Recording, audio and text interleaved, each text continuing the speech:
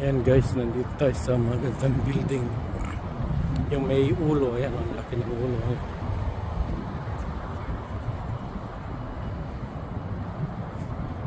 Ayan. Ang laki. Oh.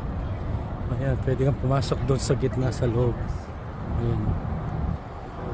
Ayan. Sa building siya. Ayan.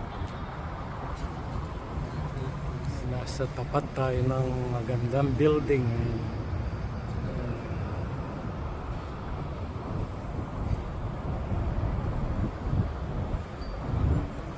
Ayan, ang laki. Oh.